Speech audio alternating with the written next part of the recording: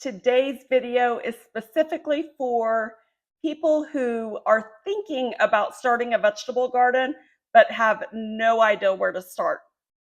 So recently, I was having a conversation with another YouTuber, and he mentioned that him and his wife had thought about starting a few vegetables, but he asked a lot of questions that made me realize we need more videos out there for people that are just getting started. So that is what today's video is going to be about. So if you know someone thinking about starting a vegetable garden, this is the video they need to watch so that they don't make any of these beginner gardener mistakes. So first of all, it's very important to know what time of year to plant. One question he asked was, could you plant certain crops at any time of the year? And the answer is definitely not. So most crops that you're going to grow are seasonal. So one thing that came up when we were talking about this, I asked him if he knew what gardening zone he was in, and he wasn't even sure what I was talking about. So I want to start with that. To figure out your gardening zone, if you aren't aware, go to Google and just type in your zip code and just say, what is the garden zone for whatever zip code? Okay.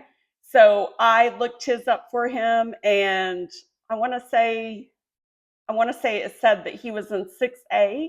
So the lower the number, that means the cooler it gets in the winter time. Now let me specify that the gardening zone is actually the hardiness zone, and it's based on what your average cold temperatures are during the winter time.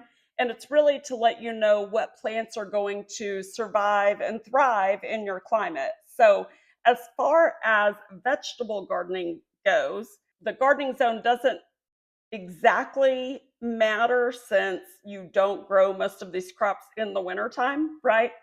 But the reason why I had asked him if he knew what his zone was because that would have given me an idea of when his average last frost date is.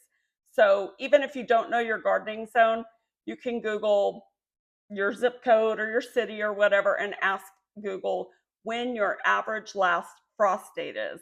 So for example, mine is April 1st. The reason why this is important is because most plants, vegetables specifically, will tell you to plant at your average last frost, or 2 weeks before or 2 weeks after your average last frost, or something along those lines. So in my case, which I did look up his average last frost date, and it was May 3rd. And so I wanted him to know that date so that if he's picking plants out at a nursery, or like Lowe's, Home Depot, anything like that, if you're picking plants out, look at the tag, and it will usually tell you when is the best time to plant. Now, I also have a secret weapon, and I've done a video over this, and I'm going to share that with you guys in just a moment. But these are the most important things for you to understand before you go out and start shopping for plants. And I always cringe because every year I seem to see people buying plants before it's time, and that are brand new gardeners, and they see the plants out at the store and they start snatching them up, and it's not always time to plant them yet. The stores get them in a little bit early, but if you notice, they're setting them out during the day, they're bringing them back in at night, so it doesn't necessarily mean that it's time to get those plants in the ground. That's why it's important to know these things. One more thing that I want to say, I had mentioned to him about seed starting, but if you are a brand new gardener, if this is your first time, I highly recommend that you just get some transplants and don't start seeds, because if you're just learning how to grow the plants, it is so much easier and a lot less stress on you if you buy the transplant and start from there. And then as you fall in love with it and you really get to know your plants and everything, then in a future year you can try seeds, and it will save you money and everything. So but when you're first getting started, I really do think that you should just start with transplants. So if you do want to know a little bit more about the US hardiness zones or gardening zones, there are 13 of them. And the way it runs is zone 1 is the coldest, zone 13 is the warmest. So zone 1 is like around Alaska, and zone 13, I believe, is in Florida. And then the rest of us are just kind of somewhere in there. So I am zone 7A. But really, for vegetable gardening, what you really need to know is your average last frost date. So make sure you do know that. So the reason you need to know your average last frost date is so that you don't start crops before that date that can't handle a little frost.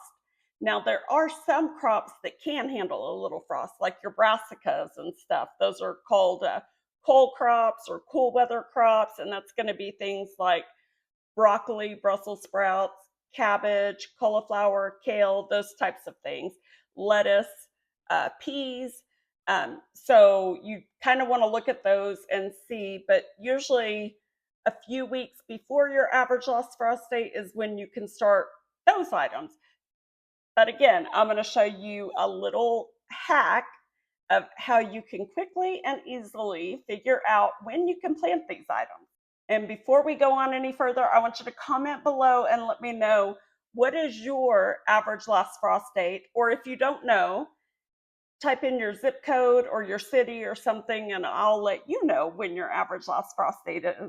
The next thing I want to recommend is that you only start with no more than 3 crops for your first year, because it's going to take you a while to learn about those and kind of get a handle on them. And if you go any more than 3, it typically is a little more than a new person can handle. And you don't want to ruin your gardening experience so that you don't ever want to do it again. So that's why it's always best to start off with 3 or less. But here's what I want to know. Tell me below, what are your top 3 favorite fruits or vegetables that your family eats? I mean, you can list more than 3 if you would like, but I would be happy to let you know kind of where you should start based off of what your family eats the most of. And also, some of those crops, okay, so like when I mentioned the brassicas earlier, those typically you grow those in spring and in fall. Well, depending on where you live, a lot of the US can grow those for 2 seasons, spring and fall, but it depends on your climate. So that's why it's important to know that. The warmer climates only can grow them once a year. So it just really depends. And then the next thing is, some crops like a lot of heat, like okra, corn, peppers, some of those crops take longer to grow. And so you also need to know how long your growing season is. So that would be the date from your average last frost to the date of your average first frost. So like mine, my average last frost is April 1st. My average first frost is November 1st.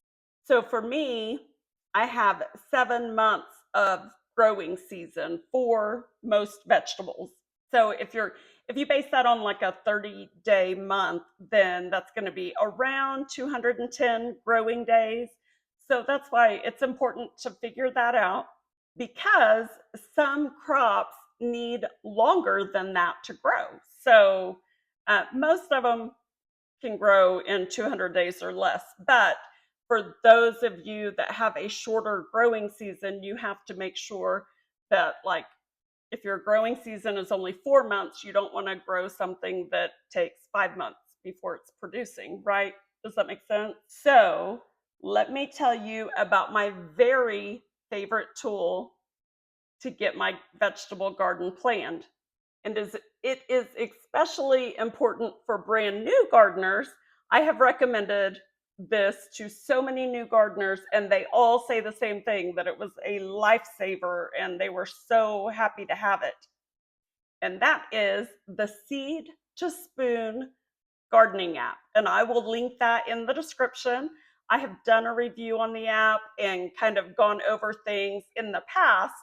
So I will link that video, whichever direction, whichever one, it'll be linked up there somewhere. I actually have 2 review videos, so I will link to both of them at some point, and I'll put it in the description and in the pinned comment as well. So definitely check out those videos, because on there I actually go into depth about how to see when each plant needs to be planted or when it needs to be started and all of the details.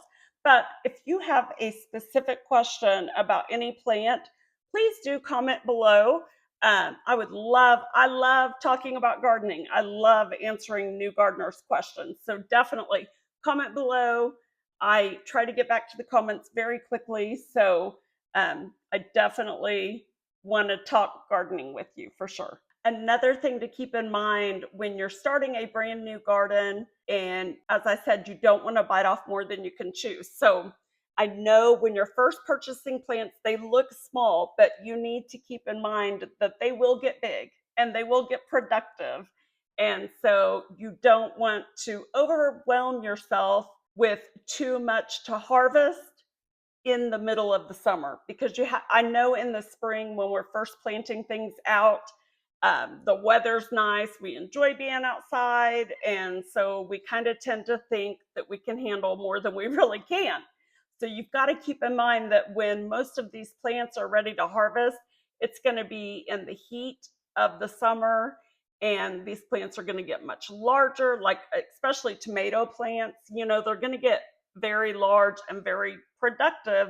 And so you want to be realistic with how much you're planting, because it takes a lot of time and effort to harvest, especially if you don't know yet what to do with your harvest, like if you're going to use it all fresh or if you're going to can or dehydrate or anything like that.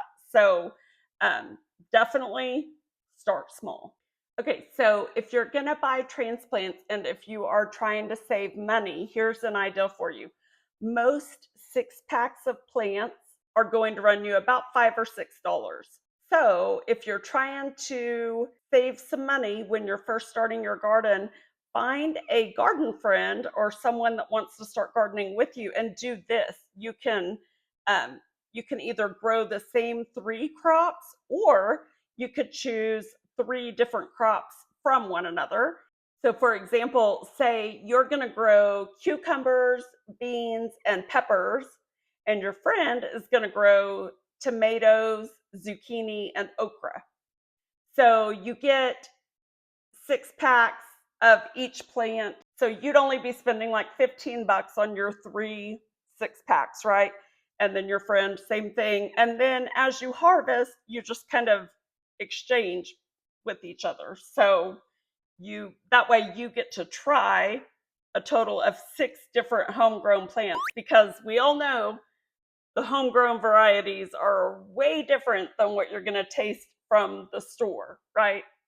And another option is, if you want to save even more money, maybe just find a friend that wants to grow the same 3 things as you and then split the 6-packs.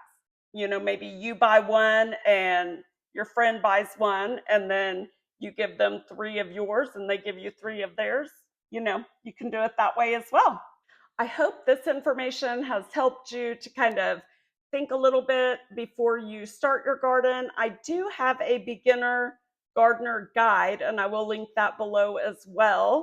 And I've got several videos that I've made in previous years on how to get started with your first garden. So let me know if you have any other questions, and I look forward to talking to you soon. Remember to go the second mile today for someone in your life and with your resources.